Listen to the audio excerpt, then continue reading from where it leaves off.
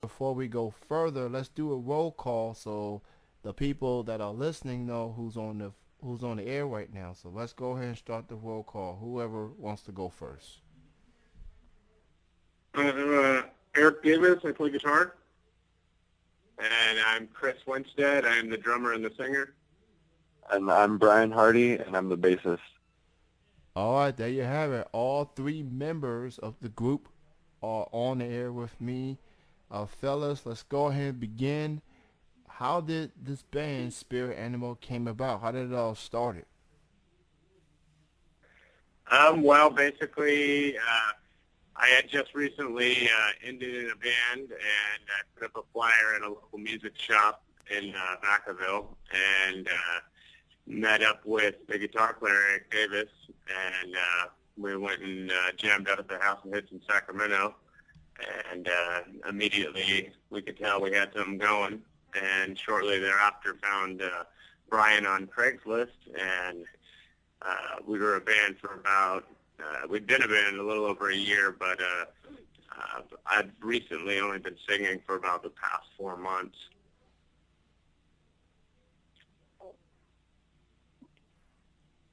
All right. That being said, like, how would you best describe this band's music? Do you feel that you guys are alternative, or y'all just simply rock? Like, what would be the best way to describe Spirit Animals music?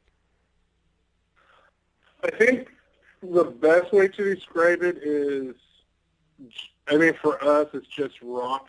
There's so many different genres of music out there, and we're influenced by so much of it that we think that sometimes the best way to define yourself is to let the people that are going to dig you define you, and let them tell you what you are, which is what I think happens to most bands. Like, they set out to be one thing, and then their audience decides that they're another.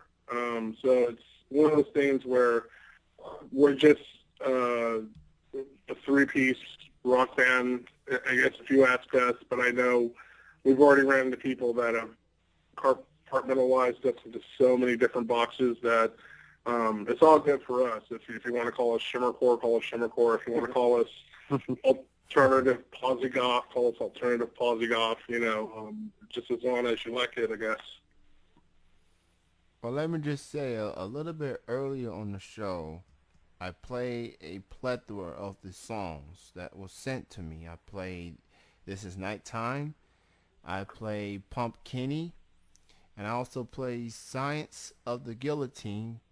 And I just started listening to y'all guys' music a little bit earlier, and I've heard some music when I first heard of you guys through Reverb Nation, and I'm very pleased with what I've heard. The music sounds incredibly good. I'm a fan. I like what y'all bringing to the table as far as rock music is concerned. And Thank you. and you guys are indeed an awesome band. And there's not a whole lot of bands that has just three people. I guess the average number would be probably four or five. You got two guitarists, you got a drummer and a lead vocalist, and for you guys it's a trio. Like, how do y'all manage to sort that out? Considering that I guess the average is just four people, but you guys are three. How do y'all manage to balance out? Avoid that circle of a typical band. Like, how do y'all manage to overcome that? If you don't mind me asking. Oh, not at all. Lots of reverb, lots of chorus, and lots of delay. We want our sound to be huge, and in order to accomplish that, you have to really thicken it up. Me and Brian tend to play a lot of dissonant chords, and it leaves a lot of space to, like, when we're writing, or especially when we go to record, we'll layer things up, and then we'll take something that we like and then go back into the rehearsal space and figure out how to do it live. And so a lot of times it's a lot of kind of, I don't want to say skipping around, but it's a lot of setting up this riff while sliding into this kind of rhythmic lead But if you have like a really kind of thick cultural sound, then it all merges really nicely. And then, like I say, Brian's a real master at just super groovy bass lines and making sure like an audience is,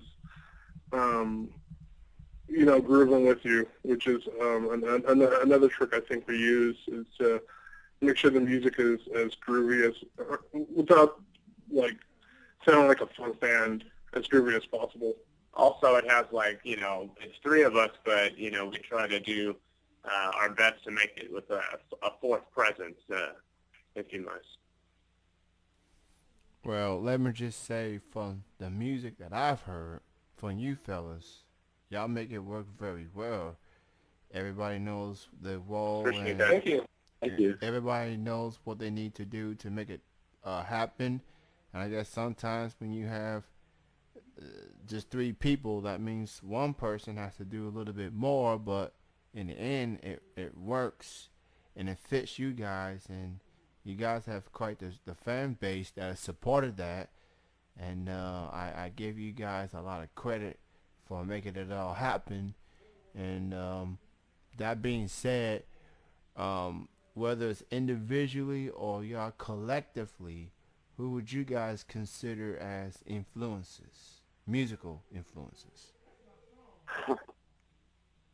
I would have to say definitely Boy Bond and probably System of a Down, and another one would be like Fair to Midland. Yeah, musically, as far as bands go, like there's so many. But I know kind of the three that Chris named are ones that each one of us individually like Brian really introduced me into System of a Down and how great that band is, and Chris introduced us to Fair to Midland, which is a phenomenal band. And it's weird because like when we're playing together, we're like, wow, like I've never heard anybody do anything like that. And then when we sit down and everybody's showing, the other two were, your influences, it's like, oh wow, now I can, you're definitely making it your own, but I can definitely hear where you're coming from.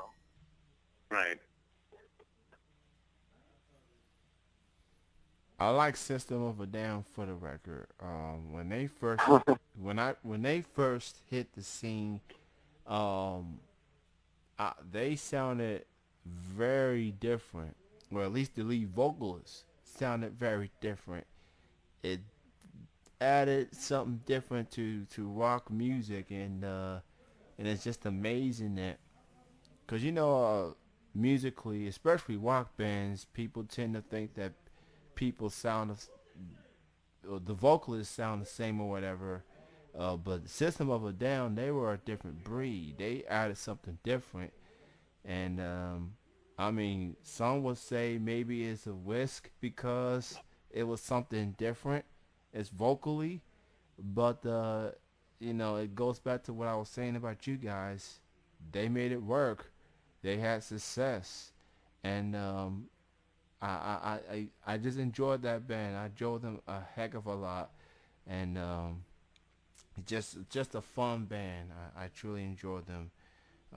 So fellas, 2015, we're getting to the past the first month of the new year, and that being said, do you guys have any plans, any upcoming appearances, concerts, shows, new music in the works for you guys? Oh, absolutely. We have our next show is going to be at Old Ironsides in Sacramento on February 21st with an amazing list of bands, Highway 12, Tarzan Dragon, which are both incredible bands. Our next single is already mixed, or it's already tracked and produced. We're just waiting for the mix from Sean Stack, the mix and the master, and that's going to be our next single. We also have 3 songs that we did when we first got together that we just wanted them to remain as instrumentals. It just it just felt right leaving them as instrumentals, and that's the three songs that you got, Weaponization of a Star, Pumpkiny, and Science of the Guillotine, and those are going to be released as a free three-track mini EP, all instrumental. After that, we go back into the studio in April to start working on. We're just going to record and record and record, and just if it's going to be singles, it'll be singles. If it's going to be an EP, it'll be an EP. We're not sure yet. We just want to kick out as much stuff as possible. So starting the next single and mini EP will come out towards the end of February, and then after that, expect to hear new stuff from us at least once a month. Like I said, we're not sure what it's going to be, but it'll just keep rolling out. Well, everybody be on the lookout for the instrumental record. Be on the lookout for their music in the works, and I definitely have my eyes on it for sure. Now, this is a question I love asking music artists, whether it's a solo artist or a group. If you guys can have that dream collaboration, it could be with any artist, any solo artist, any group or band, dead or alive, what would that collaboration be with? Oh man, Wow. I personally, I'm Chris Winstead. I personally would have to say Danny Elfman, but that's just me. That guy's amazing, in my opinion. I would definitely love to work with him. a collaborate. I mean, I'm gonna go out on a limb and say Jeff Buckley. If I can work with anybody alive or passed on, that guy was amazing. If anybody out there doesn't know who Jeff Buckley is, he's to me the greatest American songwriter who ever lived. Unfortunately, he died about I want to say going on 13 years ago, but he's absolutely just astonishing. That would be my pick. I guess I would have to say System of a Down or BB King. I really excuse me, I really enjoy BB King a lot. And those are probably the only two I can really think of right now. Those are some awesome choices, especially the BB King one. You know, he Yeah.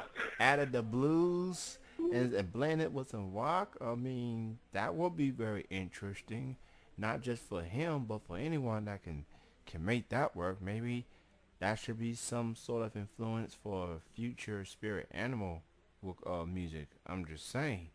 Yeah. Yeah, that would indeed be awesome.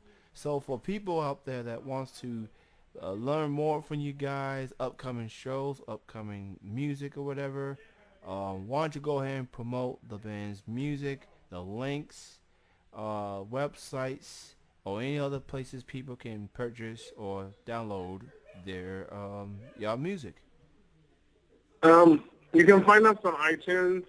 The way we spell Spirit Animal is one word with the S and the A being capitalized.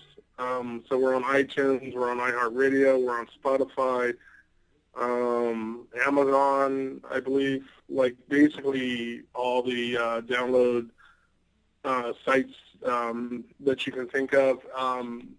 We have a Twitter, which is Spirit Animal CA. Our Facebook is facebook.com/Spirit Animal CA, and our Reverb Nation is reverbnation.com/Spirit Animal CA. We're working on a website right now and other types of aggregators. So, but those are the spots where you'll be able to find us, and we update those regularly with information on the band or bands that we think that people should check out. Well, fellas, it was great chatting with all three of you. Thank you so much for being on the show. Continued success. And before I let you go, we all know we are on the eve of Super Bowl Sunday. And I usually like to ask people this, especially the guests on the eve of the big game itself. Number one, do you all plan to watch the game? And if so, who do y'all pick to win the Vince Lombardi Trophy tomorrow evening? Um, I hate saying this, but the Seahawks, I think, are going to take it, and I got $20 ready on the Seahawks. As a Niner fan, it breaks my heart, but hey, a good team is a good team.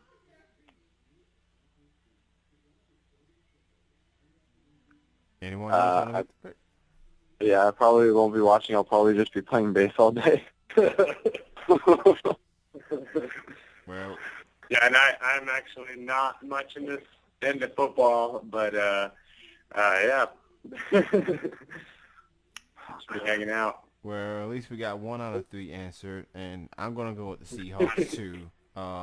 Patriots has been getting a lot of heat, and rightfully so for an obvious reason, Deflategate. But I'm pulling for Russell Wilson. That's probably one of the main reasons why I'm picking him. And all of a sudden, I despise his Patriots even more. So I'll just leave it at that. But again, thank you, fellas, for being on the show. Continued success.